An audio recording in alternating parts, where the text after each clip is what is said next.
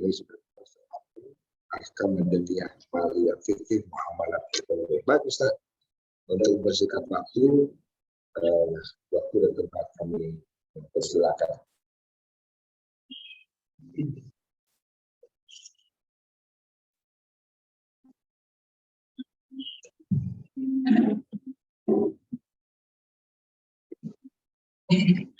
Bismillahirrahmanirrahim. Assalamualaikum warahmatullahi wabarakatuh.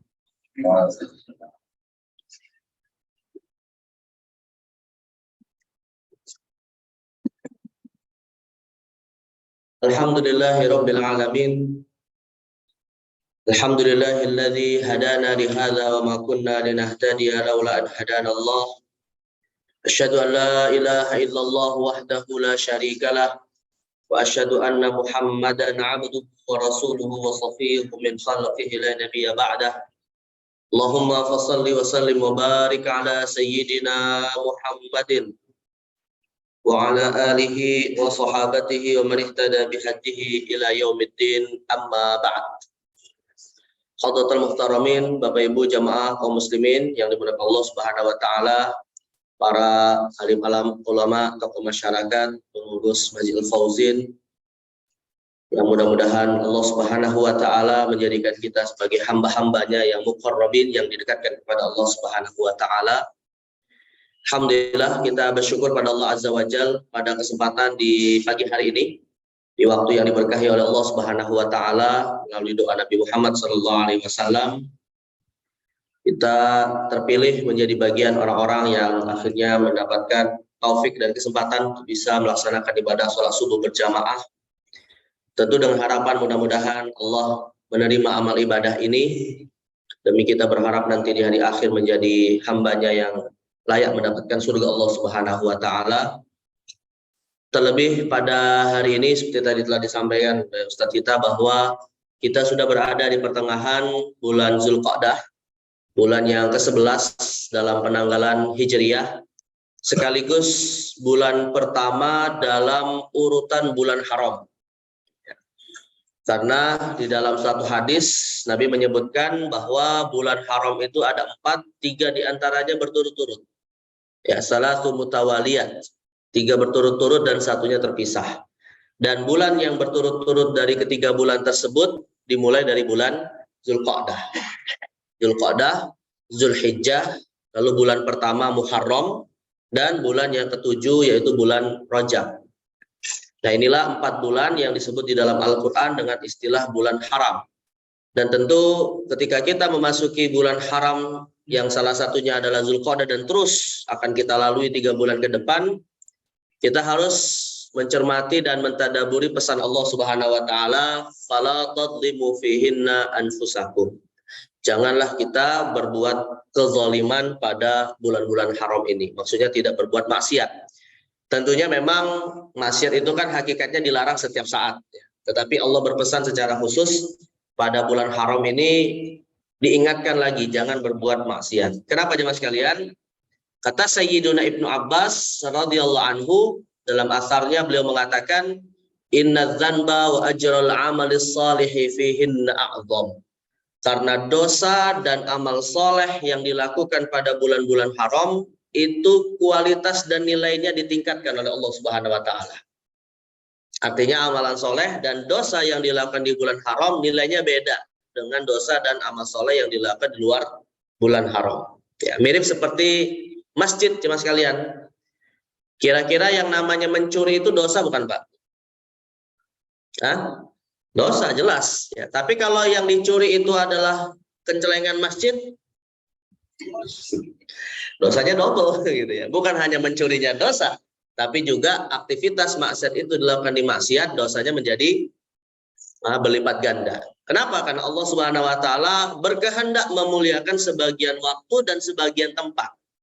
Yang tentunya pada sebagian waktu dan sebagian tempat itu amal soleh dan dosa juga dibedakan daripada tempat dan waktu yang lain. Sekali lagi kita berharap mudah-mudahan Allah Subhanahu wa taala memberi taufik untuk kita bisa meningkatkan kualitas dan kuantitas ibadah kita pada bulan haram yang akan insya Allah kita lalui 3 bulan ke depan, sekaligus kita memohon kepada Allah akan senantiasa dijaga dari setiap dosa dan maksiat, tentu dengan harapan semuanya agar kita nanti bertemu dengan Allah, Allah ridho kepada kita semua. Amin ya rabbal alamin. Baik jemaah sekalian yang dimuliakan Allah Subhanahu wa taala, insyaallah pada kesempatan di pagi hari ini kita akan melanjutkan seri kajian fikih ekonomi ya muamalat syariah, atau yang disebut di dalam kitab fikih, salah satunya kitab Al-Fiqhul Islami wa Adillatuhu karya Syekh Wahbah Zuhaili dengan istilah Ahkamul Madaniyah Al-Maliyah. Madaniyah itu sebenarnya artinya adalah hukum yang mengatur sistem masyarakat. Jadi Madaniyah itu istilahnya untuk menyebut masyarakat yang bersifat madani. Nah, dan masyarakat madani itu artinya masyarakat yang punya sistem. Masyarakat yang ada aturan, itu disebut masyarakat madani ya. Tetapi secara khusus kita akan membahas ya sistem yang terkait dengan transaksi ekonomi di antara mereka, maka disebut dengan istilah ahkam al-madaniyah al-maliyah. Ya, atau biasa kalau di negeri kita Pak yang sudah menjadi aturan, yang sudah menjadi undang-undang disebut dengan ekonomi syariah. Ya, kita sudah punya perangkat undang-undangnya alhamdulillah. Nah, tetapi pada hari ini tentunya kelanjutan dari materi yang akan kita bahas ini sebenarnya masih melanjutkan materi sebelumnya aja mas kalian ya. Materi sebelumnya itu kita membahas seputar masalah akad. Tapi pada pertemuan sebelumnya kita baru membahas dari sisi definisi, dari sisi rukun, dan dari sisi istilah yang terkait dengan akad. Ya, kalau masih ingat ini sedikit saya mereview istilah yang terkait dengan akad, yaitu istilah fasakh dan istilah iqalah. Jadi kalau akad itu kan intinya adalah kontrak antara dua pihak terkait dengan suatu transaksi. Kalau kemudian kontrak itu dibatalkan, namanya disebut fasakh. Ya. Kalau kontrak itu kemudian diminta untuk dibatalkan oleh salah satu pihak dan pihak yang lain menerimanya, itu disebut iqalah. Nah, jadi fasakh itu pembatalan tanpa harus diminta. Karena ada problem dalam transaksi itu. Ya, misalnya dalam suatu akad, rupanya barang yang ditransaksikan itu ada cacatnya, yang itu kemudian masuk kategori penipuan. Maka saat itu juga akad ini bisa dibatalkan, difasakh. Tapi kalau seandainya tidak ada problem dengan akad tersebut ya mas kalian, tapi rupanya si penjualnya menyesal. Ya, menyesal dalam akad jual beli itu karena mungkin barang yang dia jual itu awalnya memang dia ingin jual, tiba-tiba terpikirkan akan sesuatu yang membuat dia menyesal. Mungkin karena itu ada kenangannya atau ada apa gitu ya. Lalu akhirnya dia meminta kepada si pembeli untuk membatalkan akad yang sudah terjadi. Maka itu namanya disebut iqalah. Ya. Dan iqalah di dalam Islam termasuk sesuatu yang dianjurkan. Kata Nabi SAW, man aqala musliman aqalahullahu yaumal qiyamah. Barang siapa menerima permintaan pembatalan dari saudara muslimnya, maka Allah nanti di hari kiamat akan memberikan kemudahan baginya. Ya, karena itu bagian dari saling tolong menolong. Ya. Nah sekarang kita akan bahas jamaah sekalian klasifikasinya Pak. Lantas dalam hukum Islam, dalam sistem ekonomi Islam, akad ya perpindahan harta atau akad transaksi ekonomi itu dibedakan dalam beberapa klasifikasi. Tapi saya di sini ingin menjelaskan dulu jamaah sekalian bahwa yang kita sedang bahas di sini adalah akad ekonomi ya. Atau kalau dalam bahasa lain akad kepemilikan atas suatu harta atau berpindahnya harta dari satu pihak kepada pihak yang lain. Karena yang namanya akad itu lebih umum daripada perpindahan harta jamaah sekalian. Akad itu dibedakan secara umum ada dua. Ada akad atas harta, ada akad yang bersifat non harta. Ya, atau disebut juga dengan akad atas harta dan akad atas jiwa. Sebagaimana perwalian, Pak. Perwalian itu ada dua, ada perwalian atas harta, ada perwalian atas jiwa. Ya, kalau perwalian atas harta, misalnya ada anak kecil dapat hak waris. Ya, dia belum bisa mengelola hartanya dengan baik, maka kemudian hartanya diwalikan kepada ya walinya, ya kepada orang tuanya yang masih hidup atau kepada pamannya atau siapapun yang ditunjuk sebagai wali. Tapi kalau yang namanya pernikahan, ada nggak walinya jemaah sekalian? Nah, nikah itu ada walinya nggak? Ada ya. Sebagaimana dalam nikah juga ada akadnya. Nah, nikah ya dalam hal ini perwalian dan akadnya bukan atas harta, tapi atas jiwa seseorang. Nah, maka dalam hal ini yang namanya akad bisa kita bedakan menjadi dua. Akad atas harta, ya seperti jual beli, sewa menyewa yang nanti akan kita bahas secara detail. Dan yang kedua akad atas jiwa, yaitu maksudnya akad nikah, ya akad nikah. Dan mahar itu bukan bagian dari apa namanya akad sahnya pernikahan, gitu ya. Nanti insya Allah akan kita bahas kalau dalam bab berkeluarga terkait dengan status mahar di dalam pernikahan. Ya. Jadi karena dalam akad nikah itu yang terjadi adalah antara jiwa, bukan antara harta. Baik. Nah yang kedua jemaah sekalian, klasifikasi akad itu sendiri dibedakan oleh para ulama menjadi 5 jenis atau menjadi 5 klasifikasi. Yang masing-masing dari 5 klasifikasi ini nanti ada jenisnya sendiri-sendiri. Yang pertama adalah akad ekonomi syariah bisa dibedakan berdasarkan hukumnya. Maksudnya hukum yang ditetapkan oleh syariat. Yang dimaksud dengan hukum di sini jamaah sekalian, saya pernah menyampaikan mungkin ya pada beberapa pertemuan yang lalu, di dalam Islam hukum itu ada 2 jenis, Pak ya. Di dalam Islam hukum itu ada 2 jenis. Pertama adalah ada hukum yang terkait dengan pahala dan dosa di akhirat. Namanya disebut dengan hukum taklifi. Ya, misalnya hukum taklifi ini yang sering kita dengar ada 5, wajib, haram, sunnah, makruh, mubah. Ya, itu namanya hukum taklifi. Dan yang kedua adalah hukum yang terkait dengan urusan duniawi. Ya, yaitu terkait dengan sah dan batalnya suatu amalan. Ini namanya jamaah sekalian disebut dengan hukum wadai. Namanya disebut dengan hukum wadai. Jadi hukum wadai itu terkait dengan sah dan batal. Saya kasih contoh misalnya begini ya jemaah sekalian. Misalnya dalam bab nikah dulu Pak, sebagai analogi ya. Nanti baru kita masuk ke muamalat ekonomi syariah. Dalam bab pernikahan misalnya. Seorang suami jemaah sekalian yang telah berakad melakukan ijab qabul ya dengan wali si wanita, kalau dia tidak mau memberikan mahar, ya. Dan pemberian mahar itu jamaah sekalian sebenarnya juga tidak harus disebutkan dalam akad. Jadi mahar itu sebenarnya pembicaraan di belakang akad gitu ya. Jadi kalau seandainya ada orang menikah tidak mau disebut maharnya Pak, dan kita menjadi saksi atas pernikahan tersebut, itu sudah sah. Jadi jangan kita katakan kalau ada akad misalnya saya terima nikahnya Fulana binti Fulan dengan Fulan bin Fulan. Bukan dengan bulan-bulan si mempelai laki-laki mengatakan saya terima nikahnya Fulana binti Fulan, tidak menyebutkan mahar jemaah sekalian. Nah kita yang menjadi saksi mengatakan sah atau tidak sah? Nggak nyebut mahar. Kita katakan sah ya, karena menyebutkan mahar itu bukan rukun ijab qabul ya, tapi hukumnya dianjurkan menyebutkan mahar agar tidak timbul konflik terkait dengan jumlah mahar yang nanti akan disepakati di belakang itu. Termasuk dalam hal ini kalau seandainya ya ada maharnya itu memang sengaja tidak disebutkan karena kalau disebutkan ada rasa malu. Nah, misalnya maharnya itu karena tidak tunai gitu ya. Ya, dengan mahar 1 kilogram emas tapi dicicil setiap bulan 1 gram. Nah, kira-kira kalau disebut malu nggak Pak? Dalam ijab qabul. Ya, atau maharnya adalah rumah tapi KPR 20 tahun. Ya, itu kan agak malu kalau disebutkan. Maka menyebutkan mahar itu tidak wajib ya. Nah, karena penyebutan mahar itu tidak wajib, bisa jadi jamaah sekalian, kesepakatan atas mahar itu baru muncul setelah akad. Ya, baru muncul setelah akad. Rupanya setelah melakukan akad nikah, suaminya nggak mau kasih mahar. Suaminya nggak mau kasih mahar. Nah, pertanyaannya jemaah sekalian, pernikahannya sah atau tidak ketika tidak ada mahar dalam suatu akad? Nah, kita katakan nikahnya sah. Tapi suaminya berdosa tidak? Nah, suaminya berdosa. Ya, karena Allah memerintahkan untuk memberikan mahar. Ya, kata Allah Subhanahu wa taala, wa atun nisaa shaduqatihinna nihlah. Berikanlah kepada calon istri itu adalah berupa mahar. Nah, maka bisa kita simpulkan dari sini, Pak.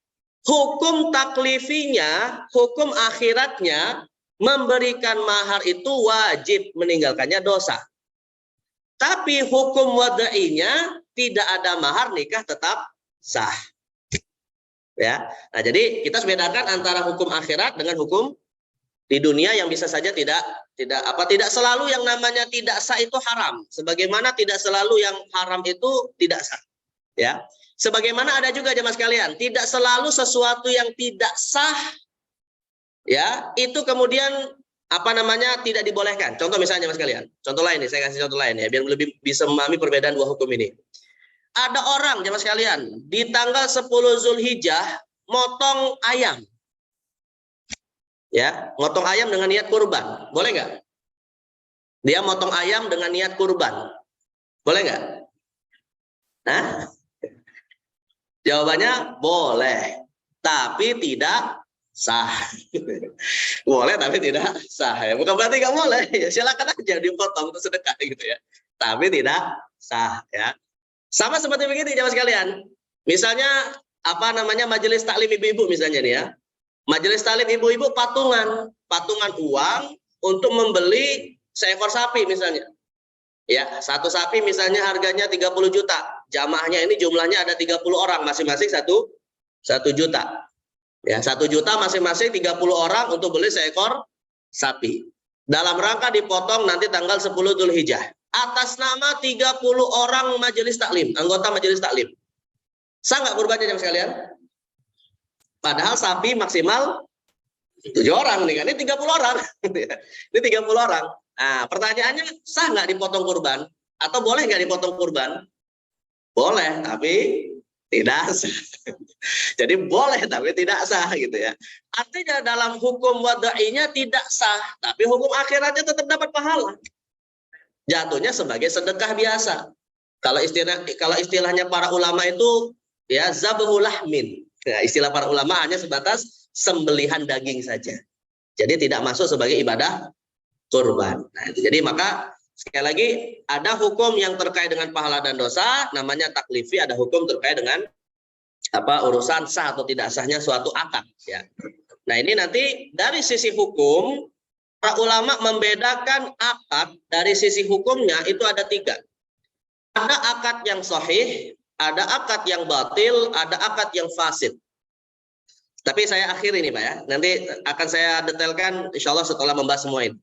Jadi 3 hal ini nanti akan kita kaji ulang. Jadi ada 3 hal, akad yang sahih maksudnya akad sah, kemudian akad yang batil, akad yang batal, ya, dan akad yang fasid. Yang jadi problem itu adalah apa perbedaan antara akad batil dengan fasid? Karena antara batil dengan fasid itu sebenarnya dua-duanya tidak sah, gitu ya. Tapi nanti berbeda dari sisi konsekuensi hukumnya. Ya. Baik, kemudian yang kedua jemaah sekalian, akad juga bisa dibedakan berdasarkan efektivitas akad itu sendiri. Ketika sudah terjadi ijab qabul, apakah sudah otomatis efektif akadnya berlaku atau tidak? Ya, maka dalam hal ini para ulama membedakan secara efektivitas keberlakuan akad dibagi menjadi 2. Ada akad yang nafis, ada akad yang mauquf.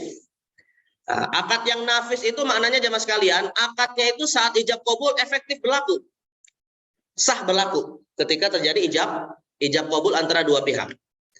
Ya. Nah, contohnya misalnya apa? Ya, seperti jual beli langsung misalnya, Pak. Jual beli langsung itu disebut akad yang nafis. Setelah ijab qabul otomatis berlakulah perpindahan harta antara dua belah pihak, ya. Adapun akad yang mauquf jamaah sekalian, akad yang mauquf itu adalah akad yang menurut mayoritas ulama sudah sah, hanya saja belum tuntas, artinya belum bisa dilaksanakan karena dia mauquf. Mauquf itu artinya dibekukan dulu, ya. Contoh misalnya disebutkan oleh para ulama seperti akad fuduli atau akad atas pihak yang sebenarnya tidak berwenang sepenuhnya atas objek akad. Seperti misalnya akad yang terjadi antara orang yang sudah dewasa dengan anak yang sudah mumayyiz tapi belum balik. Jadi misalnya begini, para ulama sebenarnya menetapkan Pak ya, di antara syarat 2 pihak yang berakad agar mereka betul-betul paham dengan apa yang mereka akadkan adalah dua-duanya ridho yang ditandai umurnya sudah akil balik. Ya. Tapi kan ada jemaah sekalian, anak kecil yang bisa jadi sih dia belum balik, tapi dia paham dengan akad tersebut. Namanya disebut dengan mumayyiz. Ya, dan ini sering terjadi Pak di masyarakat kita. Kita sebagai orang tua memberikan anak kita yang masih di SD misalnya uang jajan untuk dipakai belanja di di sekolahnya. Padahal kan anak kita ini belum balik. Tapi sudah kita kasih uang untuk dia bertransaksi. Nah, kira-kira Pak, transaksi anak-anak ini sah nggak? Pas dia beli cilok, pas dia beli beli jajanan gitu ya. Beli lato-lato, beli mainan gitu. Sah nggak kira-kira? Nah, jawabannya tergantung, Pak. Tergantung ya. Tergantungnya apa? Apakah sudah mendapat persetujuan dari walinya atau tidak? Nah, itu tergantungnya di situ. Kalau belum terdapat persetujuan dari walinya, maka disebut dengan akad yang mauquf. Yang belum efektif berlaku sampai betul-betul ada persetujuan dari walinya.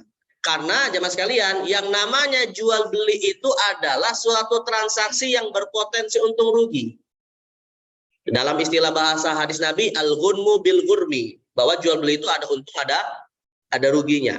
Maka karena jual beli itu ada untung dan ruginya, tidak boleh diterapkan atas harta anak kecil yang belum bisa mengelola hartanya dengan baik. Karena Islam menjaga harta mereka. Karena itulah Pak, karena itulah ya, yang namanya anak yang masih kecil belum balik, kalau dia punya harta mencapai nisab, ya, zakatnya wajib ditunaikan, tapi tidak boleh diambil untuk kurban. Ya, itu nggak boleh. Dalam mazhab Imam Syafi'i, anak kecil yang punya harta itu tidak boleh diambil sebagiannya untuk dipotong kurban. Tapi kalau dalam mazhab yang lain dibolehkan, Pak.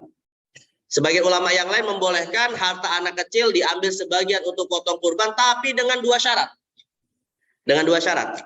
Syarat yang pertama, ya, harta anak kecil itu tadi yang dipotong kurban dilakukan oleh walinya, jelas ya. Ya. Dan yang kedua Pak, ada indikator anak tadi merasa senang ketika hartanya diambil untuk potong kurban. Jadi kalau ada anak Pak dapat warisan umurnya baru 2 tahun, kira-kira senang nggak dia kalau dipotong hewan kurban hartanya Pak? Umur 2 tahun. Kalau ditanya gitu, ini umurnya 2 tahun Pak, ditanya, ini uang kamu diambil 3 juta untuk beli kambing, kira-kira paham nggak dia? Ya nggak paham, maka nggak boleh. Karena nggak ada tanda-tanda kesenangan. Tapi kalau anak-anak umur 6-7 tahun itu Pak, sudah paham belum ini kurban, ini dibeliin kambing, udah seneng nggak dia? Udah ada paham nggak? Nah, maka boleh itu, sebagai ulama membolehkan. Ya. Nah, jadi harta anak kecil intinya sih dalam Islam harus dijaga. Ya, maka walaupun itu ibadah, itu pun tidak boleh kecuali mereka merasa senang dengan hal tersebut. Ini sebagai ulama gitu ya. Tapi kalau dalam mazhab Syafi'i Pak, mutlak ya. Dalam mazhab Syafi'i mutlak yang namanya kurban hanya boleh bagi mereka yang sudah berumur akil balik. Ya, dari harta mereka. Ya. Nah, jadi maka akad yang belum sah secara atau belum efektif secara langsung, salah satunya tadi yang kita sebutkan namanya disebut akad yang mauquf. Ya, jadi efektifnya itu nanti ketika ada hal lain yang kemudian perlu terpenuhi. Ya. Baik, kemudian jamaah sekalian yang ketiga, maaf sebelum masuk kepada yang ketiga ya, akad yang nafis atau akad yang efektif saat ijab qabul itu terucapkan dibedakan oleh para ulama menjadi 3 jenis. Ada namanya akad munjazah. Akad munjazah itu artinya efektif saat ijab qabul terucap, ya, itu namanya disebut munjazah. Yang kedua ada akad mudhofah. Mudhofah itu artinya adalah akad yang efektif pada waktu yang disepakati. Artinya Pak, kita ini boleh sebenarnya bertransaksi ekonomi, tapi efektifnya akad itu disyaratkan antara kedua belah pihak pada waktu tertentu, itu boleh. Namanya disebut dengan akad yang sah mudhofah. Misalnya mungkin ya ada pertimbangan tertentu ya, ada pertimbangan tertentu kenapa harus di waktu tertentu. Misalnya sih jual beli yang nilainya besar biasanya ya. Nanti baru berlaku transaksi akad jual beli ini pada bulan apa misalnya, pada tahun berapa. Nah, itu disebut dengan mudhofah. Dan yang ketiga, ada akad yang efektif setelah ijab qabul tapi dengan syarat tertentu. Kalau tadi dari sisi waktu, kalau ini dari sisi syarat di luar waktu. Namanya disebut dengan akad nafid yang mu'allaqah. Ya, akad nafid yang mu'allaqah. Jadi ada orang misalnya bertransaksi, misalnya sewa menyewa ya. Sewa menyewanya tuh misalnya begini, Pak. Kita sudah sepakat ijab qabul atas sewa menyewa atas rumah misalnya. Tapi dengan syarat setelah selesai renovasi. Nah, itu namanya disebut dengan akad yang sudah sah tapi mu'allaq, tergantung dengan syarat di luar ijab qabul tersebut. Ya, itu boleh-boleh saja seperti itu. Karena para ulama membolehkan di luar akad ijab qabul itu memberikan syarat tertentu tapi dengan syarat. syaratnya itu dengan syarat gitu ya, tidak bertentangan dengan tujuan akad. Itu boleh. Tapi kalau akadnya itu Pak, syaratnya itu Pak bertentangan dengan tujuan akad, makanya tidak sah syaratnya. Misalnya begini jemaah sekalian, ada akad jual beli ya. Saya jual rumah ini dengan syarat kamar mandinya tidak dijual. Kira-kira ini syaratnya membatalkan akad tidak? Hah? Yang membatalkan akad. Yang namanya rumah itu ya salah satu komponen yang harus ada adalah kamar mandi gitu kan. Jadi kalau ada syarat yang seperti itu tidak sah. Tapi kalau misalnya begini Pak, saya sewakan rumah ini dengan syarat pohon mangga yang ada di halamannya nggak boleh diambil buah mangganya. Boleh nggak? Nah ini boleh gitu ya. Karena yang dijadikan akad bukan pohonnya gitu, tapi apa? Rumahnya. Dan ketika disyaratkan hal tersebut tidak ada tujuan akad yang dibatalkan. Nah, jadi maka boleh membuat syarat-syarat tertentu tapi dengan catatan tidak bertentangan dengan tujuan dari akad tersebut ya. Tapi kalau dalam akad nikah jemaah sekalian, boleh nggak seorang istri bilang, "Saya terima pernikahannya dengan syarat suami saya nggak boleh poligami." Boleh nggak syarat kayak gitu? Boleh. Jadi dari para suami bilang boleh, alhamdulillah ya. Biasanya ibu-ibu yang ngomong kayak gitu. Ya, jawabannya sebenarnya jemaah sekalian ulama kita beda pendapat. Tapi kebanyakan ulama membolehkan. Ya, itu bisa dilihat dalam fatwa Imam Ibnu Qudamah dalam kitab Al-Mughni ya. Nah, jadi maka syarat-syarat seperti ini dibolehkan selama sekali lagi tidak bertentangan dengan tujuan pernikahan. Tapi kalau begini Bu, Ibu membuat syarat ya, saya terima pernikahan dengan syarat saya tidak digauli. Ya, saya terima pernikahannya dengan syarat tidak ada hubungan seksual. Sah nggak nikah seperti ini? Nah, nggak sah. Tujuan nikah salah satunya untuk itu gitu ya. Nah, maka syarat-syarat itu harus dilihat bertentangankah dengan tujuan dari suatu akad atau tidak. Ya. Baik.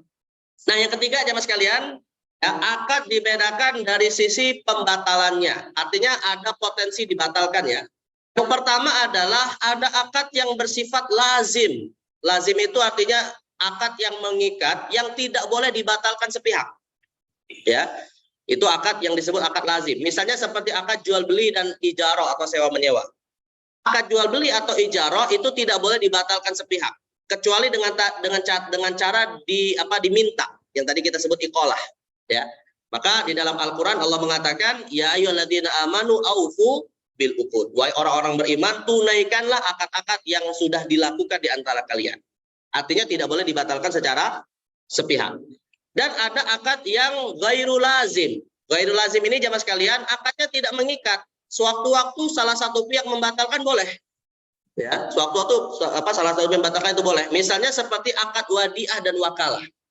Wadiah itu bahasa kita adalah akad menitipkan barang.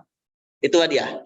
Ya, menitipkan barang itu wadiah. Misalnya ketika misalnya kita Pak ya sebagai pihak yang dititipi barang. Tiba-tiba misalnya gini, saya mau nitip barang sama kamu selama 1 bulan gitu kan. Kemudian orang yang dititip barang setelah lewat 1 minggu bilang, saya nggak mau lagi dititipin.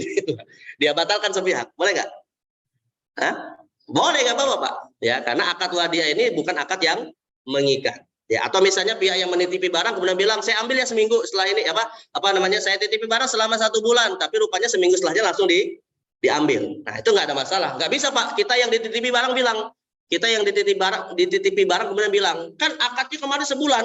Nah, itu kita nggak bisa nolak. Kalau yang memiliki barang itu ingin mengambilnya. Ya, jadi maka akad yang seperti ini boleh dibatalkan sepihak. Termasuk akad wakalah. Ya, akad wakalah itu misalnya jamaah sekalian, kalau dalam bab kurban ya, karena bentar lagi kita ibadah kurban.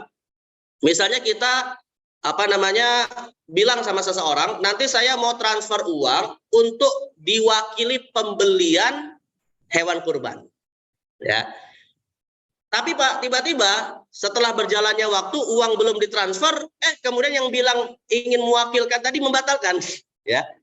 Padahal sudah disampaikan kepada pihak yang diminta menjadi wakilnya. Nah, maka pembatalan itu sah atau tidak? Ya sah saja. Ya karena yang namanya akad wakalah atau perwakilan atas suatu transaksi itu tidak mengikat. Ya, jadi boleh dibatalkan oleh salah satu pihak. Ya. Baik, kemudian yang keempat jemaah sekalian. Yang keempat adalah berdasarkan objek akad. Artinya berdasarkan objek dalam suatu transaksi. Ya.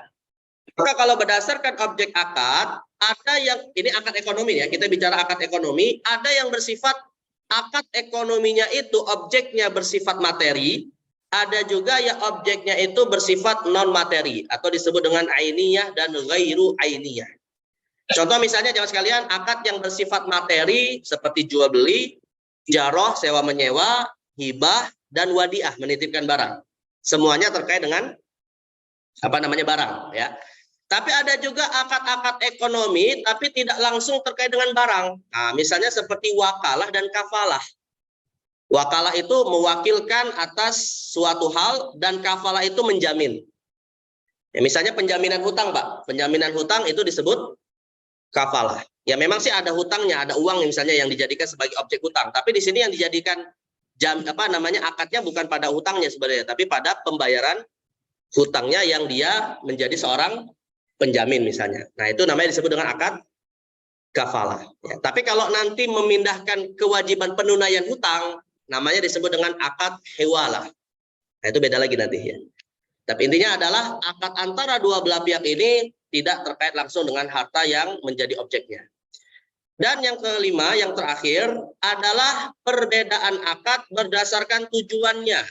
Nah, kalau berdasarkan tujuan akad, jamaah sekalian, dibedakan oleh para ulama menjadi 3 jenis.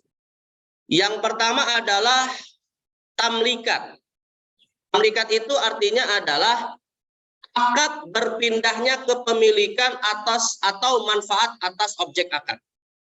Ya, jadi tamlikat itu artinya akadnya itu terjadi perpindahan harta atau manfaat ya atas dua belah pihak yang sedang berakad. Nah, sedangkan kalau akad syarikat ini akad yang terjadi antara dua belah pihak dalam wujud kerjasama bisnis. Nanti kalau yang namanya kerjasama bisnis ini jamaah sekalian, kalau modalnya datang dari kedua belah pihak secara bersamaan, namanya disebut musyarakah. Tapi kalau salah satunya sebagai pemodal dan satunya lagi sebagai pelaku usaha, artinya yang satu kontribusinya adalah harta, yang lain kontribusinya adalah skill, namanya disebut akad mudharabah. Ya, jadi bedanya kalau musyarakah modalnya datang dari dua-duanya, ya, sedangkan kalau mudharabah salah satunya pakai modal, yang lain pakai skill. Ya, nah itu dua-duanya disebut akad syarikat. Ya, akad syarikat atau kerjasama bisnis. Ya. Baik, kemudian yang ketiga ada akad tausiqat. Akad tausiqat itu artinya akad dalam rangka menjamin penjaminan atas sesuatu. Misalnya tadi seperti yang kita sebutkan ada kafalah, termasuk ada rohan. Rohan itu adalah akad yang wujudnya menjaminkan harta dalam suatu hutang piutang. Ya. Jadi hutang piutang yang di situ ada jaminan. Namanya disebut dengan rohan. Ya, boleh nggak jamaah sekalian, misalnya di antara pertanyaan yang muncul ya, bolehkah kita memanfaatkan barang yang dijaminkan kepada kita, Pak, saat seseorang memiliki hutang kepada kita? Boleh nggak? Ini yang jadi problem, Pak, di masyarakat kita itu ada yang sebenarnya bermasalah ya. Di masyarakat di masyarakat pedesaan itu ada apa istilahnya? Saya lupa istilahnya, Pak. Jadi ada orang menjaminkan tanahnya, ya, menjaminkan tanahnya untuk bisa mendapatkan uang dari si pemberi hutang, tapi kemudian si pemberi hutang ini juga bisa mendapatkan hasil dari tanah tersebut. Misalnya tanah itu menghasilkan padi misalnya ya, atau menghasilkan buah-buahan. Jadi si pemberi hutang bisa mendapatkan bagian dari tanah tersebut. Nah ini boleh nggak seperti ini, Pak? apa bahasanya, Pak, di kampung itu? Hah? Saya lupa deh istilahnya apa gitu ya. Sebenarnya akad seperti ini nggak boleh. Kenapa? Karena dia nanti jatuhnya adalah riba di situ. Sebab yang namanya hutang piutang itu tidak boleh kita mengambil manfaat ya dari barang yang dijaminkan. Tapi jamaah sekalian, barang jaminan itu bermanfaat kalau seandainya si penghutang tidak mampu membayar hutang. Maka nanti pembayaran hutangnya bisa lewat penjualan barang yang dijaminkan. Tapi dengan syarat pembayaran hutangnya pun harus senilai hutangnya. Ya jadi masalah, Pak, di masyarakat kita kadang jaminannya rumahnya lebih mahal daripada hutangnya. Tapi akhirnya apa yang disita? Seluruhnya atau sebagiannya aja? Hah? Seluruhnya kan? Padahal bisa jadi barang yang dijaminkan lebih tinggi nilainya daripada hutangnya kan. Nah, ini termasuk riba. Ya, jadi sebenarnya jemaah sekalian, jaminan itu tujuannya untuk menjaga agar hutang itu terbayarkan. Itu satu. Dan yang kedua, Pak, yang namanya hutang piutang, nanti akan kita sebutkan di bab tamlikat ini ya. Hutang piutang itu adalah masuk kategori akad tabarruk. Dari sisi perpindahan harta, ada namanya akad tabarruk nomor 2. Dan akad tabarruk itu adalah akad yang tidak boleh mengambil keuntungan. Salah satunya adalah akad hutang piutang. Nah, itu. Tapi ada akad yang kita boleh mengambil keuntungan, namanya disebut akad muawadhah. Jadi kalau akad perpindahan harta dari satu pihak kepada pihak yang lain itu dibedakan lagi menjadi 3. Pertama, kalau tujuannya adalah untuk mencari keuntungan duniawi, ya, berpindahnya objek akad atau barang atau manfaat dengan adanya imbalan, ya, maka akad yang bertujuan untuk mendapatkan keuntungan ini namanya disebut dengan akad muawadhah. Nah, di antara contoh akad muawadhah yang populer adalah jual beli dan ijarah, sewa menyewa. Tapi kita juga di dalam Islam jemaah sekalian ada akad yang tujuannya bukan untuk cari keuntungan duniawi. Akadnya tujuannya untuk 2 hal.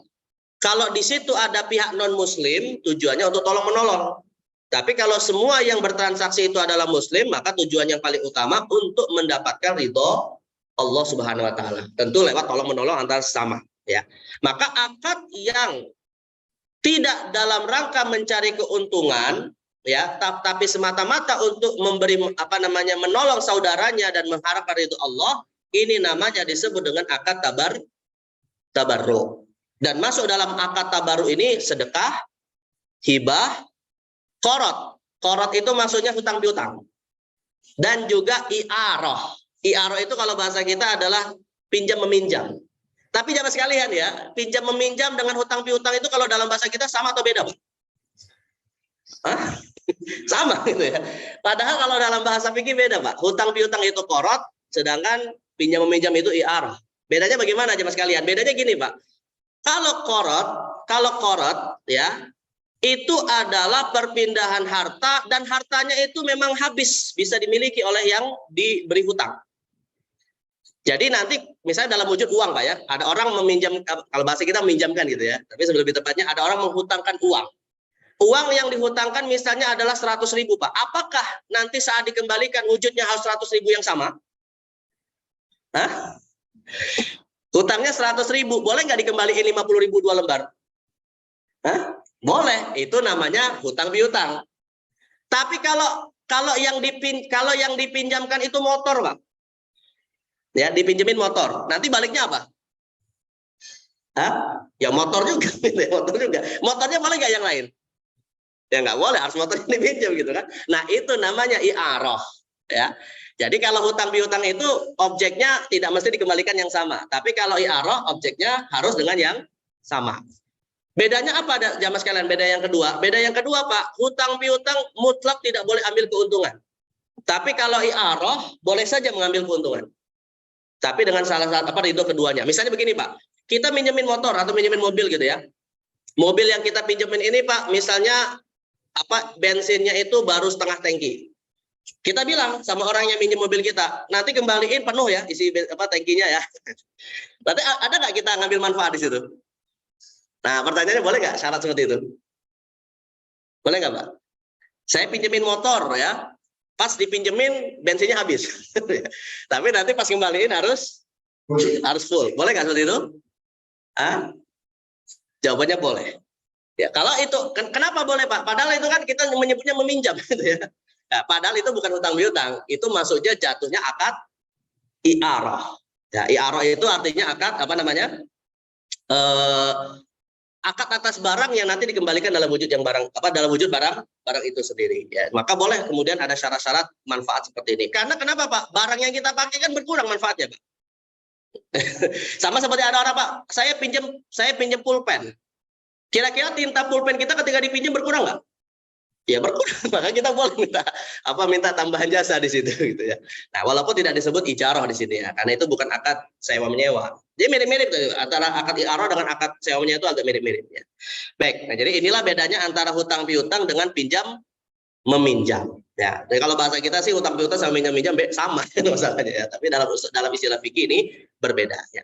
Baik, dan yang ketiga jamaah sekalian, yang ketiga adalah akad perpindahan harta, tapi tidak ada akad antar dua pihak, yaitu antar manusia. Nah, kita menyebutnya dengan istilah waris, ya yang sudah kita bahas sebelumnya, bahwa waris itu perpindahan harta atau perpindahan kepemilikan harta tanpa adanya akad secara langsung antar manusia. Tapi hakikatnya yang berakad adalah antara ahli waris dengan Allah Subhanahu wa ta'ala. Itu kalau kita bicara akad waris. Tapi ini karena bicaranya akad antar manusia, waris menjadi satu jenis tersendiri yang beda dengan muawadhat dan tabarruat. Dan yang terakhir yang sekalian, tadi saya sempat singgung ya, kita akan kembali kepada jenis akad yang pertama yang berdasarkan hukum yang dibedakan menjadi tiga. Ada akad yang sahih, ada akad yang batil, ada akad yang fasid. Ya. Kalau akad yang sahih jamaah sekalian, intinya akad yang sahih itu adalah akad yang memang sah yang membuat konsekuensi dari akad tersebut bisa diambil. Ya, contoh kalau seandainya kita bicara akad nikah, Pak, analoginya akad nikah dikatakan sah berarti suami istri boleh berhubungan seksual. Nah, itu jadi konsekuensinya bisa diambil. Maka kalau akad jual beli itu dikatakan sah misalnya, berarti masing-masing bisa memanfaatkan objek yang sedang mereka perjualbelikan. Nah, itu disebut akad yang sah ya. Didefinisikan oleh para ulama dalam kitab Al-Mawsu'atul Fiqh Al-Kuwaitiyah, al-aqdus sahih wa ma kana masyru'an bi aslihi wa wasfihi ma'an. Akad yang diakui, yang disetujui oleh syariat pada pokok dan syaratnya. Fayatarattabu alaihi atharul maqsudu minhu, yang mana kalau akad ini dinilai sah maka tujuannya bisa diambil, bisa didapat. Nah, itu disebut akad yang sah. Dan biasanya akad yang sah itu akan harus memenuhi 3 rukun ya. Ada 2 pihak yang berakad, ada objek akadnya, dan ada sighoh atau kontrak akadnya. Kalau salah satu di antara rukun ini dengan syaratnya masing-masing bermasalah, nah itu biasanya akan jatuh kepada akad yang batil atau akad yang fasid. Ya. Baik, kemudian akad yang batil dan yang fasid itu bagaimana jemaah sekalian? Sederhananya Pak ya, sebelum saya jelaskan apa namanya klasifikasinya. Akad batil itu jemaah sekalian adalah akad yang tidak sah secara pengakuan syariat, sebagaimana akad fasid juga tidak sah. Maaf, bukan tidak sah, dilarang maaf ya. Akad batil dan akad fasid itu dilarang. Tapi konsekuensi dari akad batil tidak sah, sedangkan konsekuensi dari akad fasid tetap sah. Saya ulangi Pak, akad batil dan akad fasid dua-duanya dilarang oleh agama kita, oleh syariat. Tapi kalau sudah terlanjur terjadi Pak, akad batil tidak sah, akad fasid tetap sah. Nah, kalau sudah terlanjur terjadi bagaimana untuk akad batil? Maka wajib disedekahkan. Tapi kalau untuk akad fasid halal digunakan. Ya. Misalnya jamaah sekalian, kalau akad batil itu nanti kita contohkan misalnya seperti akad ribawi. Akad ribawi. Jadi akad ribawi ini Pak berarti yang ngambil dalam tanda kutip keuntungan itu siapa? Kan pemberi hutang kan? Ya, pemberi hutang yang akan dapat untung. Maka dalam hal ini Pak, setelah dia tahu bahwa akad ribawi itu adalah akad batil, ada 2 pilihan yang harus dia lakukan. Mengembalikan kelebihannya kepada si penghutang. Atau kalau misalnya dia tidak bisa menemukan si penghutangnya Pak, atau tidak bisa dikembalikan, maka wajib disedekahkan. Karena dia tidak punya hak untuk memanfaatkan akad yang batil. Contoh yang kita akan contoh yang kita sedekahkan Pak. Misalnya kita menyimpan uang kita Pak di bank konvensional. Ya, mengikuti fatwa MUI, bank konvensional kan riba dari sisi kreditnya ya. Kita nyimpan uang di bank konvensional. Nah, kita dapat buku tabungan Pak. Di situ kan ada kadangnya dari bank itu bunganya berapa ya. Nah, maka itu wajib kita kumpulkan lalu kita sedekahkan senilai bunga itu. Tapi pokok simpanannya itu halal untuk kita miliki karena itu uang kita pribadi. Ya, ini kalau akad riba. Tapi kalau akad yang fasid Pak, terlanjur terjadi halal kita miliki, tapi di akhirat berdosa. Ya, misalnya seperti apa? Akad di masjid. Jual beli di masjid. Jual beli di masjid dilarang nggak? Tapi kalau terlanjur terjadi, sedekah nggak? Nah, kalau terlanjur terjadi, Pak, objek dari jual beli di masjid halal kita miliki. Tapi dia harus istighfar karena itu dosa. Dia harus beristighfar karena itu adalah akad yang dilarang. Jadi tidak ada kewajiban mensedekahkan di situ. Ya, karena kenapa? Akad jual beli di masjid bukan akad batil, tapi disebut akad fasid. Ya. Baik, nah sekarang akan kita lihat ya, saya sedikit berdebat ya, waktu juga yang membatasi. Intinya kalau akad batil itu adalah ketika rukunnya tidak terpenuhi dan tujuan dari akad itu tidak sah. Ya, tujuan dari akad itu tidak sah. Misalnya adalah jika akad itu tidak memenuhi rukun. Misalnya tidak memenuhi rukun itu begini Pak, jual belinya atas objek barang yang tidak ada. Atau jual beli atas objek barang yang tidak jelas. Maka itu akad yang batil. Misalnya ada orang bilang Pak, saya jual ya ikan saya yang ada di kolam ini. Tapi di kolam itu nggak jelas Pak, ada ikan apa enggak. Nah maka akad jual beli ini menjadi tidak sah atau disebut akad batil. Ya. Baik, kemudian yang kedua adalah akad yang tidak memenuhi syarat pada rukun. Ya, ini juga termasuk yang menyebabkan akadnya batil. Dan yang ketiga akad-akad terlarang yang nanti akan kita bahas lebih detail. Akad terlarang itu ada 4 jenis. Ada yang didasarkan kepada kezaliman, ada yang didasarkan kepada unsur gharar atau manipulatif, ada yang didasarkan kepada maisir atau ada perjudian, dan ada yang karena sebab riba. Ya, jadi 4 hal inilah yang menjadi sebab suatu akad itu terlarang. Ini mungkin kita akan fokuskan ya pada pertemuan ini sebagai penutup jemaah sekalian, akad fasid Pak. Ya, kalau untuk akad batil nanti ada pembahasan sendiri lebih detail. Akad fasid intinya yang tadi saya sebutkan, akadnya itu dilarang tapi konsekuensinya tetap sah. Pertama adalah akad yang dilakukan saat ibadah sholat Jumat. Di dalam Al-Quran Allah melarang kita jika sudah dikumandangkan azan, fas'au ila dzikrillahi wa darul baik, jika sudah dikumandangkan azan, maka penuhilah panggilan untuk sholat Jumat dan tinggalkanlah jual beli. Artinya Allah melarang kita melakukan jual beli saat azan kedua sholat Jumat atau saat khatib menyampaikan khutbah.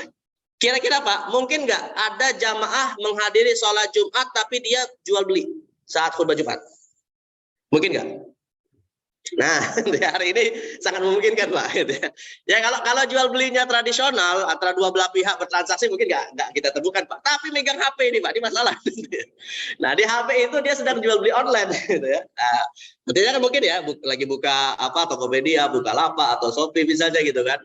Atau misalnya masih gantung Pak. Sebelum sholat Jumat dia lagi nyari-nyari barang. Pas dengar khutbah, khotibnya khutbahnya lama, kepikiran terus Pak.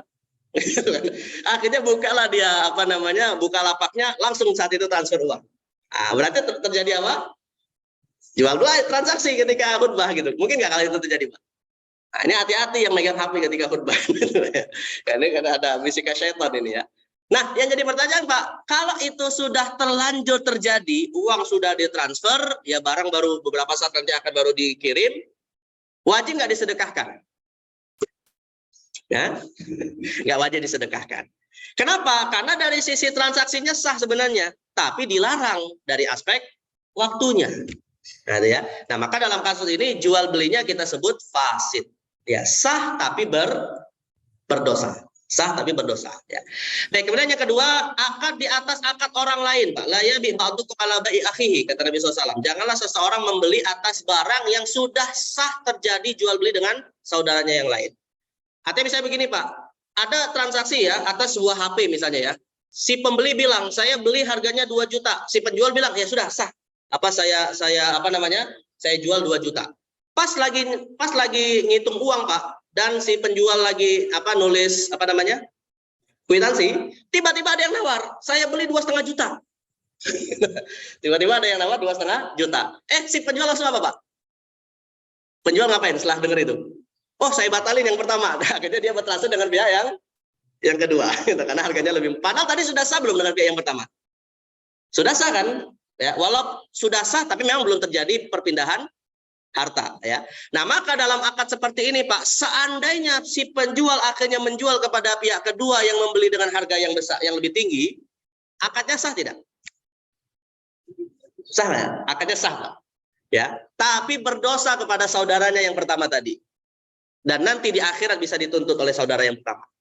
Kecuali kalau dia minta maaf. Ini maksudnya dalam bab zolim kepada saudaranya. Nah, itu ya. Jadi sama seperti yang pernah saya ceritakan, Pak. Ada seorang laki-laki melamar seorang wanita yang sudah dilamar sebelumnya. Ya kan? Rupanya si wanita ini lebih menerima lamaran yang kedua, padahal sudah mengakui pelamaran yang pertama. Karena yang pertama bawa Avanza, yang kedua bawa Fortuner. Akhirnya yang terjadi pernikahannya dengan si yang kedua. Dosa nggak itu? Pertama, nikahnya sah tidak? Sah nikahnya, Pak. Sah nikahnya gitu. Tapi dia berdosa kepada pihak yang pertama, gitu ya. Nah, jadi maka dalam akad ini disebutlah akadnya akad fasid, ya akad fasid. Tetap sah tapi berdosa. Ya sederhananya Pak, akad fasid itu sah tapi dosa, gitu aja gitu. Sah tapi dosa. Kemudian yang ketiga, yang tadi sudah kita sebutkan ya, akad jual beli di masjid. Ya, anna Rasulullah SAW naha anisyira'i wal bai'i fil masjid. Nabi Muhammad melarang kita berjual beli di dalam masjid. Dosanya menjadi double di dalam masjid dengan khutbah Jumat lagi. Sudah di masjid dengan khutbah Jumat lah ya, double sudah ya. Dua larangan dia langgar sekaligus. Tapi akadnya tetap sah ya. Dan yang terakhir jamaah sekalian, jual beli benda maksiat. Berdasarkan larangan Allah, wala ta'awadu 'alal itsmi wal udwan, dan janganlah kamu melakukan tolong menolong dalam perbuatan maksiat. Contoh misalnya Pak, misalnya kita Pak adalah petani anggur. Kita petani anggur. Ada yang beli anggur kita Pak. Setelah terjadi transaksi atau sebelum transaksi kita tahu bahwa yang beli ini ingin menjadikan anggur itu sebagai bir. Padahal jual belinya sebenarnya jual beli yang standar kan? Sudah terjadi kontrak yang sah gitu kan. Tapi dengan tujuan jual beli itu untuk menjadikan objeknya sebagai minuman keras. Maka jual beli ini tetap sah namun berdosa. Ya, atau para ulama memberikan contoh Pak, seperti jual beli senjata ketika dua desa sedang musuhan. Dua desa sedang ada konflik Pak. Kita tiba-tiba jual senjata kepada mereka. Nah, itu namanya apa? Ya memprovokasi untuk mereka berperang gitu kan. Nah, maka jual beli seperti ini tidak dibolehkan. Ya, tapi kalau sudah terlanjur terjadi, akadnya tetap sah, namun berdosa. Ya. Nah, ini jual beli yang disebut jual beli fasid. Ya. Baik, intinya sekali lagi, kalau jual beli sah itu Pak, jual beli sah adalah jual beli yang sah plus tidak berdosa. Kalau jual beli yang batil, jual beli yang berdosa plus tidak sah. Jual beli yang fasid, jual beli yang sah tapi berdosa. Nah, dosa itu hukum taklifi, sedangkan sah atau tidak sah itu hukum wadai. Yang tadi saya katakan di awal, perbedaan antara dua hukum ini. Ya. Baik, mungkin ini yang bisa saya sampaikan ya Mas kalian terkait dengan klasifikasi dari akad ekonomi syariah ya dengan beragam bentuknya. Mungkin nanti detail satu-satu dan bisa kita kaitkan dengan isu-isu kontemporer, insya Allah akan kita bahas pada pertemuan yang akan datang. Mungkin ini bisa saya sampaikan, mudah-mudahan manfaat, dan kalau masih ada waktu kami kembalikan kepada Ustadz sebagai moderator. Wallahu a'lam. Baik, terima kasih atas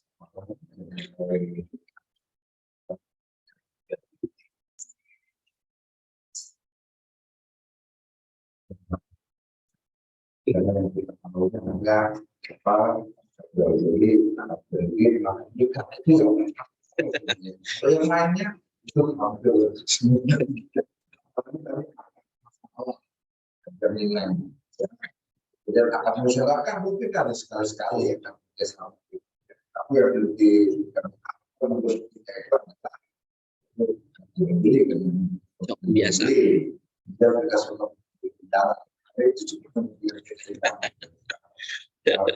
Namun akan jaminan ini bisa sembuh kita lakukan. Nah, apakah yang menggunakan jamaah haji Indonesia kemudian diterima oleh pemerintah Arab Saudi masih kan ada di situ juga Arab Saudi dan Indonesia untuk menjaga, kamu menjaga jamaah kalian dan sebagainya barangkali itu yang disebut dan menggunakan kepala ya, dan itu pasti menyiapkan rumah, menyiapkan gedung buat jamaah Indonesia. Nah itu apakah persoalan kepala atau akan sewa mewah walau ini saja semuanya. Baik, perlu sekali lagi ada yang silakan Pak Menjur.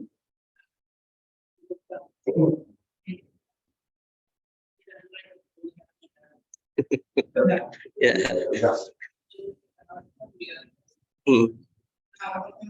dilanggar. Kedua masalah pinjol dalam pinjol itu kan adalah dari pinjaman itu melalui dan umumnya meminjam itu tidak pernah bagaimana istilahnya sehingga terjebak berpuluh kali lipat jadinya. Ini adalah negara yang dari diri sampai kita menjadi sebuah ada sejak satu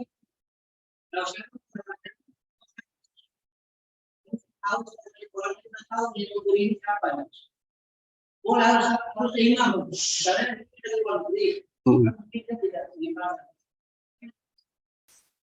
ya jelas tadi kami ada jadi identitas lengkap. Baik. Pertama Pak, kalau syarat seorang istri misalnya mensyaratkan tidak poligami ya, kemudian si suami menyetujui syarat tersebut, ya artinya memang mereka bersepakat atas syarat tersebut, rupanya suaminya kemudian melanggar syarat yang ditetapkan. Apakah pernikahannya otomatis menjadi batal? Jawabannya tidak otomatis jadi batal, tapi memberikan hak kepada sang istri untuk boleh menggugat cerai. Ya, jadi bukan berarti otomatis sah begitu, otomatis batal begitu saja, lalu mereka berpisah, tidak. Tapi istri punya hak untuk menggugat cerai. Karena pada asalnya, ibu-ibu sekalian, menggugat cerai tanpa ada alasan itu nggak boleh sebenarnya.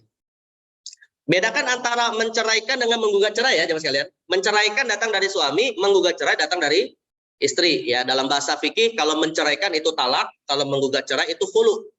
Dan Nabi SAW menyebutkan hulu yang tidak ada sebab itu tidak boleh. Kata Nabi bahkan menyebutkan al-muftali'atu hunnal munafiqat. Wanita yang menggugat cerai tidak ada alasan itu seperti orang munafik. Jadi dilarang. Maka kalau istri ingin menggugat cerai harus ada sebab yang membolehkan. Nah, salah satu sebab yang membolehkan kalau suami melanggar syarat yang sudah disetujui tadi. Tapi kalau seandainya suaminya poligami, kemudian istrinya menyetujui, artinya tidak lagi menganggap syarat sebelumnya, ya boleh saja, nggak apa-apa. Jadi ini tinggal bagaimana apa? Tinggal bagaimana sang suami pinter-pinter merubah pikiran sang istri. Tapi intinya sekali lagi kesimpulannya jemaah sekalian, syarat ini jika dilanggar tidak otomatis membuat pernikahannya batal, tapi istri punya hak untuk menggugat cerai. Nah, itu. Jadi kalau misalnya ada seorang istri, saya mau gugat cerai, loh kenapa? Itu suami saya tidak tidak komitmen dengan syarat yang saya buat saat pernikahan, yaitu tidak poligami. Ya boleh, nggak apa-apa. Dan dalam hal ini pengadilan agama bisa menerima alasan itu, ya, karena sudah ada syarat sebelumnya, ya, gitu. Nah ini yang pertama. Kemudian yang kedua, pinjol itu jemaah sekalian, saat ketika kita mendapatkan pinjaman dari pihak yang tidak kita ketahui, sebenarnya Pak, kalau pinjaman itu tidak ada bunganya, nggak apa-apa. Kenapa Pak? Karena hutang piutang dalam Islam itu akad tabarru, akad tolong menolong. Dan akad tolong menolong yang datang dari salah satu pihak yang tidak dikenal itu boleh. Makanya kalau misalnya atau datang dari pihak yang dikenal tapi objeknya tidak kita ketahui, itu boleh. Misalnya begini Pak, kita bilang kepada seseorang, saya mau kasih kamu hadiah. Ya, hadiahnya ada di dalam kotak ini, tapi kamu nggak tahu isinya apa. Maka akadnya sah nggak? Akad hadiah itu, Pak. Sah akadnya. Padahal kalau misalnya akadnya jual beli nggak boleh, harus jelas. Tapi karena ini akad hadiah yang masuk kategori tabarruk, maka boleh tidak jelas. Nah, maka begitu juga jemaah sekalian, tidak jelasnya salah satu pihak kalau itu masuk kategori akad hutang piutang sama seperti sedekah, Pak. Ada orang kasih sedekah, apakah yang kasih sedekah harus memproklamirkan dirinya yang kasih sedekah? Kan nggak harus kan? Nah, jadi artinya kalau dalam akad tabarruk, yaitu akad tolong menolong yang tidak melanggar syariat, maka boleh tidak jelas siapa yang berakad. Tapi dengan catatan, kalau dalam akad hutang piutang tidak ada bunganya. Persoalannya Pak, dalam pinjol rata-rata ada bunganya. Mana ada orang mau kasih pinjaman nggak dapat untung? Logikanya kan nggak ada kayak gitu ya. Faktanya di lapangan pinjol pasti ada bunga. Dan lebih parah lagi Pak, sistem pinjol ataupun hutang piutang yang hari ini berlaku dengan riba di negeri kita atau di sistem yang hari ini berlaku, Pak, menggabungkan dua jenis riba yang haram. Ya, padahal kalau di dalam Al-Quran itu riba kan ada dua, dibedakan. Apa itu? Pertama riba fadl, kedua riba nasi'ah.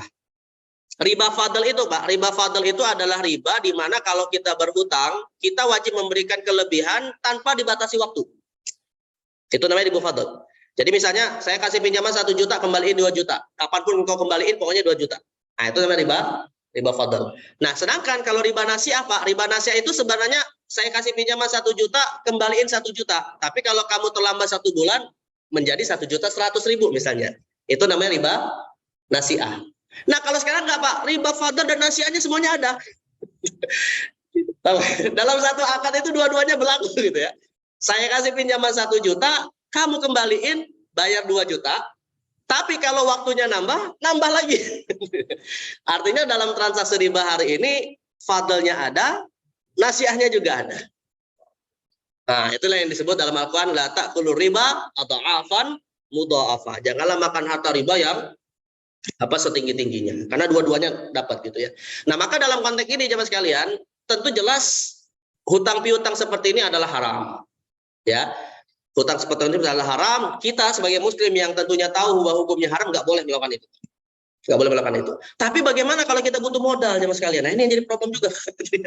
Kita pengen usaha tapi butuh modal gitu kan. Tapi nggak ada cara kecuali dengan cara itu misalnya. Ya sebenarnya bukan nggak ada cara kecuali itu sih, ada caranya. Tapi kita yang kadang belum berusaha. Ingin cari yang mudah lewat pinjol. Apalagi pinjol kan iklan-iklannya kan kita buka HP aja, Pak, langsung iklan pinjol datang gitu ya. Jadi mudah sekali ya, syaratnya mudah dan lain-lain. Intinya adalah hukumnya haram, tidak dibolehkan.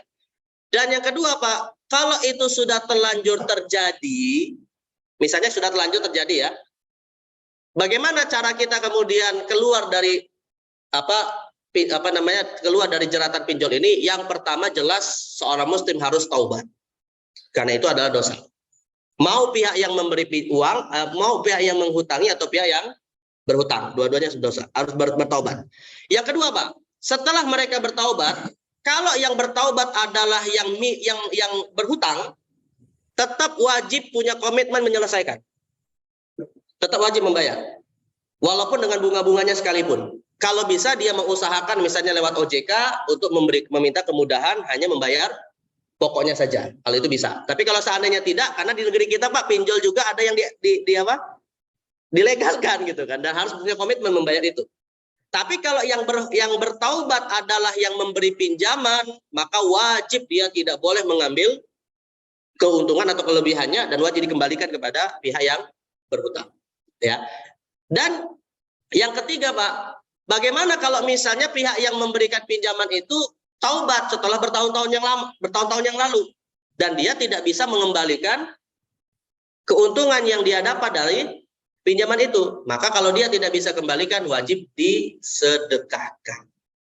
Nah, itu jadi cara seperti itu. Dan yang terakhir tadi kembali kepada pertanyaan, kalau kita lagi butuh modal bagaimana gitu. Ya, kalau kita lagi butuh modal, Pak, pertama minjemlah sama orang yang tidak mau pakai riba. Kira-kira ada nggak, Pak? Ada bapak kita, istri kita, suami kita, anak kita, masih ada, cari dulu gitu kan. Walaupun tentu kalau istilah orang dengan memasang muka tebal dulu. Intinya nggak apa-apa, daripada jatuh kepada riba gitu kan. Mending sedikit malu tapi tetap komitmen dengan sesuatu yang halal. Ya, itu lebih baik. Dan yang kedua, Pak, pihak yang tadi meminjamkan uang, kalau dia tahu bahwa yang meminjam itu orang yang komitmen akan membayar, sebaiknya tetap dia membantu, Pak.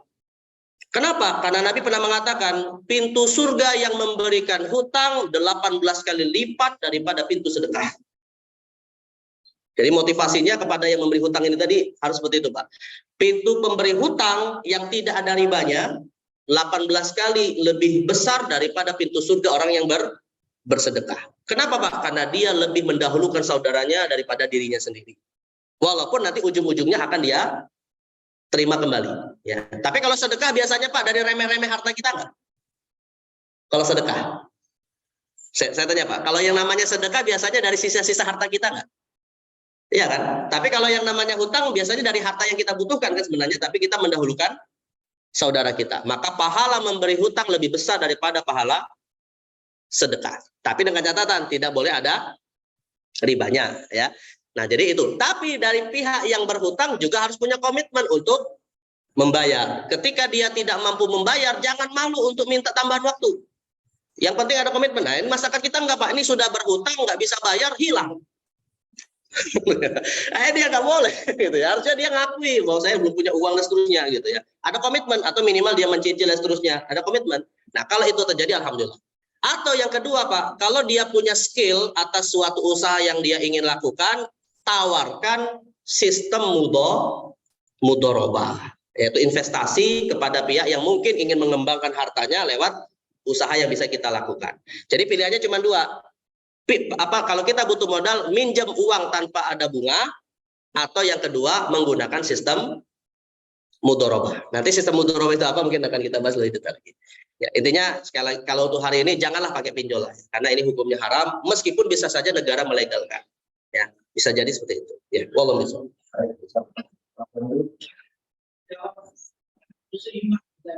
Oh, seiman. Oh, tidak harus, Pak.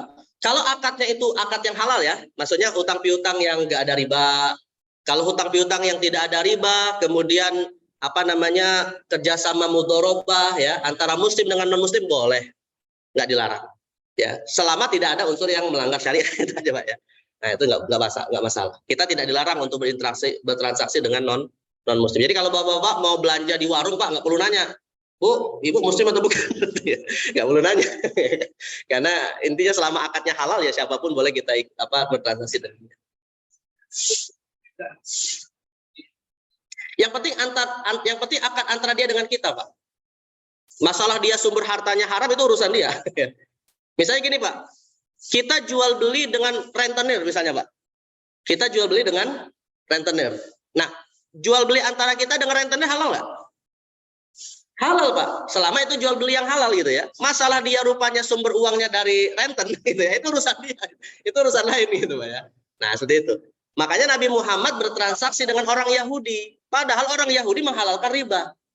Bahkan sampai belum menjelang beliau wafat kan ada baju besinya yang masih tergadaikan kepada orang Yahudi. Nah, maka masalah dia kemudian punya harta yang haram ya itu urusan lain. Yang penting transaksi kita dengan dia adalah transaksi yang halal. Nah, itu nggak ada masalah.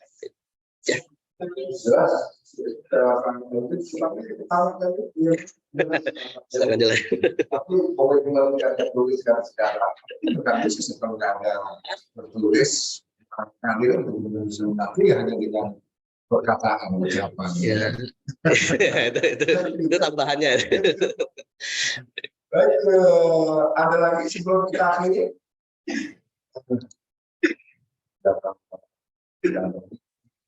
Kita sampai sini udah sampai sekali itu hapus semua ya kan semua jenis apa dan ibu masih ya selalu bisa jadi apa yang berulang kan sedikit banyaknya meskipun ibarat ember bisa kita mengambil air dalam sumur kita mendapat airnya minimal sedikit ya. Saya ini harus hadir baik bisa ujung acara ini mohon. Baik, agar lebih sempurnanya kajian kita pada hari ini, mari kita tutup dengan bermunajat kepada Allah Subhanahu wa taala. A'udzubillahi samil alim minasyaitonir rajim. Bismillahirrahmanirrahim. Allahumma shalli wa sallim wa barik ala sayyidina Muhammadin sayyidil mursalin wa ala alihi washabihi ajma'in. Hamdan na'imin hamdan syakir hamdan yuafi ni'amahu wa yukafi'u mazidah ya rabbana lakal hamdu kama yanbaghi li jalali wajhikal karim wa 'azimi sultanik. Allahumma a'inna ala dzikrika wa syukrika wa husni ibadatik. Allahumma ighfir lana dzunubana wa liwalidayna warhamhuma kama rabbayana shighara wa li jamil muslimina wal muslimat al ahya'i minhum wal amwat innaka ala kulli syai'in qaribun mujibud da'awat wa ya qadiyal hajat. Allahumma inna nas'aluka ilman nafi'a wa qalban khashi'a wa amalan mutaqabbala. Rabbana zalamna anfusana wa illam taghfir lana wa tarhamna lanakunanna minal khasirin. Rabbana atina fid dunya hasanah wa fil akhirati hasanah wa qina adzabannar. Wa sallallahu ala sayyidina Muhammadin nabiyil ummi wa ala alihi wa sahbihi wa baraka wa sallam. Walhamdulillahi rabbil alamin.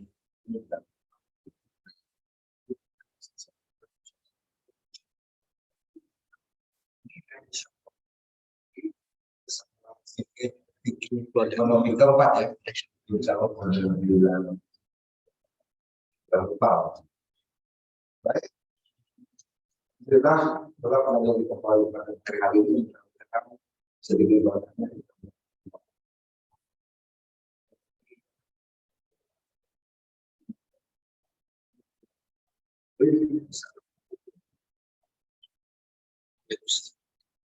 Bahkan setelah melaksanakan sholat dulu,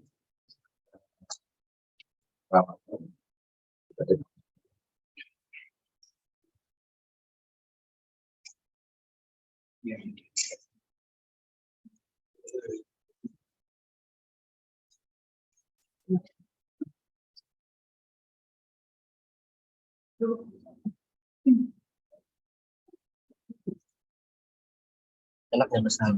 Dulu kan yang awalnya kecil, ibu-ibu kelihatan nggak? Tapi walaupun mundur, aja masih. Lumayan. Ini resolusinya nggak terlalu gede.